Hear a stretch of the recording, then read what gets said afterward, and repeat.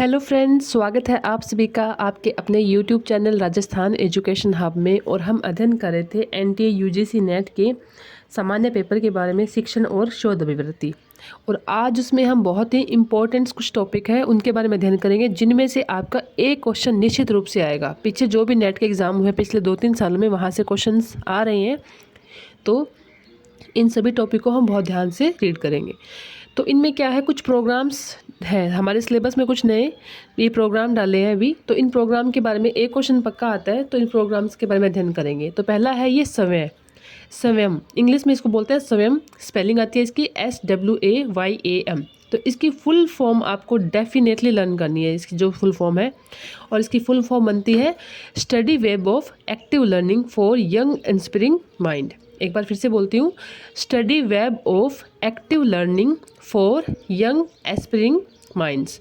अब देखिए ये क्या है, इसके बारे में कुछ देखते हैं कि युवा आकांक्षी मन के लिए सक्रिय अधिगम का वेब अध्ययन। ये इसका हिंदी ट्रांसलेशन है कि युवा आकांक्षी मन के लिए सक्रिय अधिगम का वेब अध्ययन। अब आपसे पूछा जा सकता है यहाँ पे कि स्वयं से तात्पर्य है, और वहाँ पे आपको 4 ऑप्शन दे देंगे। तो मेरे हिसाब से इंग्लिश वाला तो इजीली लर्न हो जाता है, हिंदी में थोड़ी सी दिक्कत आती है। तो हिंदी वाला टर्म जो है वो ढंग से लर्न करेंगे कि युवा आकांक्षी मन के लिए सक्रिय अधिगम का वेब अध्ययन।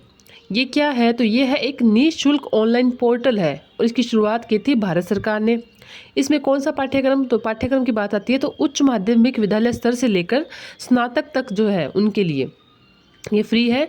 और इसमें 3 आधारभूत जो सिद्धांत दिए गए हैं वो क्या है, तो गुणवत्ता, निष्पक्षता और पहुंच। ये भी आ सकता है कि निम्नलिखित में से स्वयं के आधारभूत सिद्धांत में कौन सा शामिल नहीं किया गया है। तो वहाँ पे आपको ये तीनों नाम याद रखने हैं, गुणवत्ता, निष्पक्षता और पहुंच। तो ये तीनों नाम को आपको अच्छे से लर्न करना है।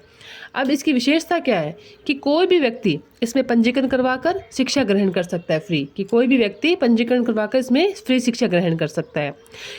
इसके द्वारा निर्मित किया गया ये, तो ये किया गया MHRD और अखिल भारतीय तकनीकी शिक्षा परिषद के बारे में। तो ये है स्वयं। एक बार फिर से देख लेते हैं इसको, फुल फॉर्म ध्यान रखनी है। शुरुआत किसने की थी, तो भारत सरकार ने। एक ऑनलाइन पोर्टल है ये। और पाठ्यक्रम पूछे तो यहाँ पे प्राप्त होता है माध्यमिक, उच्च माध्यमिक से लेकर स्नातक का। आधारभूत सिद्धांत इसमें बता दिए गए हैं, गुणवत्ता, निष्पक्षता और पहुंच है। विशेषता क्या है कि कोई भी व्यक्ति पंजीकरण करवाकर शिक्षा ग्रहण कर सकता है। निर्मित है ये MHRD और अखिल भारतीय तकनीकी के द्वारा। इसी तरह स्वयं के बाद में आता है स्वयं प्रभा। ये भी MHRD द्वारा है। ये क्या है, ये इसमें 32 चैनल है, तो 32 चैनल वाली बोलते हैं इसे। और ये क्या, स्कूल से कॉलेज तक के सभी विद्यालयों के लिए है। इसकी शुरुआत हुई थी 2017 में PM द्वारा, मोदी जी द्वारा इनकी शुरुआत की गई थी 2017 में।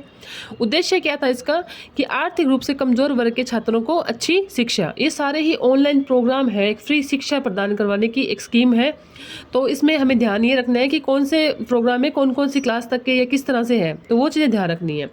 अब जो समय प्रभा है ये तो संबंधित है स्कूल से कॉलेज तक के सभी के लिए, लेकिन समय जो है सिर्फ समय की अगर बात करते हैं तो यही है उच्च प्राथमिक से लेकर माध्यमिक स्नातक के लिए है। तो ये चीज़ें हमें ध्यान में रखनी है।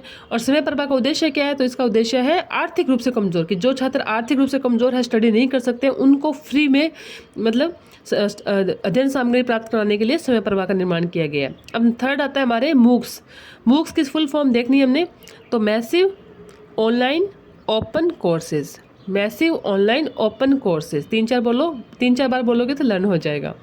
तो मूक्स क्या है, ये विश्वविद्यालय स्तर के लिए, मतलब कॉलेज की जो स्टडी है उसके लिए है ये ऑनलाइन पाठ्यक्रम। और इसमें हमें अंतर्राष्ट्रीय स्तर पर जुड़ने का भी मौका मिलता है। तो अंतर्राष्ट्रीय स्तर पर जुड़ने के लिए जो है उपयोगी है वो है मूक्स। अब आता है भारत पढ़े ऑनलाइन, इसका संबंध, तो इसको शुरुआत की थी MHRD द्वारा। किस टाइम में ये भारत पढ़े ऑनलाइन के जो था ये चला था हमारे जब कोरोना टाइम था, तो वो घर पे स्टडी करने के लिए एक बहुत ही बेस्ट प्रोग्राम निकला था भारत पढ़े ऑनलाइन। इसके बाद में था विद्यादान 2.0। विद्यादान 2.0 की शुरुआत की थी MHRD द्वारा। ई शिक्षण से संबंधित विषय सामग्री में योगदान करने के लिए इसका निर्माण किया गया था। तो ये हमने यहाँ पे 4 प्रोग्राम अध्ययन किए हैं, समय प्रभा, मूक्स, भारत पढ़े ऑनलाइन और एक है विद्यादान 2.0। अब इसके बाद में एक और आता है ई-पाठशाला। ये ई-पाठशाला क्या, ये भी MHRD द्वारा ही है, संयुक्त रूप से स्टार्ट हुआ था 2015 में। इसमें NCERT की कक्षा 1 से 12 तक की अध्ययन सामग्री फ्री है। तो ये ध्यान रखिएगा, ई-पाठशाला का संबंध है पहली क्लास से लेकर 12वीं तक की क्लास के लिए, और शुरुआत हुई थी संयुक्त रूप से 2015 में MHRD द्वारा। इसमें अध्ययन की सामग्री थी जो फ्री थी। अब इसके बाद में आता है मूल्यांकन। देखिए मूल्यांकन जो टॉपिक है ना, बहुत ही एक बड़ा टॉपिक है। ठीक है, जिसको हमें एक ब्रीफ स्टडी करते हैं। लेकिन इसमें से कुछ जो फैक्ट है थोड़ा सा उसके बारे में बात कर लेते हैं कि मूल्यांकन प्रणाली के प्रकार क्या है। तो 2 प्रकार की होती है ये, एक निर्माणात्मक या रचनात्मक मूल्यांकन और एक आती है योगात्मक जिसको संकल्पनात्मक और अंतिम मूल्यांकन भी कहते हैं। तो इसमें हमें ध्यान क्या रखना है कि जो निर्माणात्मक जो मूल्यांकन होता है ना, ये शिक्षण के दौरान, और जो योगात्मक जो होता है ये होता है समाप्ति के बाद में। सबसे बेस्ट जो चीज़ क्वेश्चन यहाँ से निकलता है वो यही निकल के आता है कि शिक्षण के दौरान कौन सा होता है। तो शिक्षण के दौरान होता है निर्माणात्मक, और समाप्ति के बाद जो होता है लास्ट में, जो बच्चे का पूरा साल खत्म होने के बाद में जो होता है वो होता है योगात्मक। तो इनको थोड़ा ढंग से याद करना है। निर्माणात्मक में ही निदानात्मक मूल्यांकन भी आता है। इसमें निदानात्मक में क्या होता है, इसमें विद्यार्थियों की असफलता के कारणों का पता लगाया जाता है और उसका निवारण भी किया जाता है निदानात्मक मूल्यांकन में। और एक आता है स्थानन मूल्यांकन। इसका उद्देश्य होता है शिक्षण सामग्री के लिए शिक्षार्थी के साथ सामंजस्य स्थापित करना होता है स्थानन मूल्यांकन। तो इस स्थानन मूल्यांकन जो है ये भी बहुत इंपॉर्टेंट है, तो इसको भी हम थोड़ा सा ध्यान रखेंगे। अब आती है मूल्यांकन तकनीकों का वर्गीकरण कि मूल्यांकन की करने के लिए कौन कौन सी टेक्निक है। तो मोस्टली 2 आती है इसमें, एक मात्रात्मक होती है, एक गुणात्मक होती है। तो मात्रात्मक तकनीक से संबंधित है लिखित परीक्षा, मौखिक और व्यवहारिक। इन तीनों का संबंध है मात्रात्मक तकनीक से।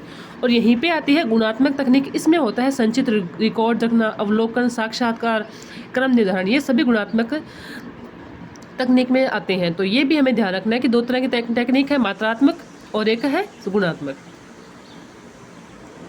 तो मोस्टली जो फैक्ट थे फर्स्ट यूनिट के वो सारे कंप्लीट होते हैं, और नेक्स्ट जो हमारी यूनिट रहेगी वो रहेगी शोध की। तो इस तरह से आज की क्लास में इतना ही। और आज की क्लास में जो हमने रीड किया था वो जो प्रोग्राम्स और मूल्यांकन के बारे में जो फैक्ट थे वो। और मिलते हैं नेक्स्ट क्लास में और नई यूनिट के साथ। तो जय हिंद, जय भारत।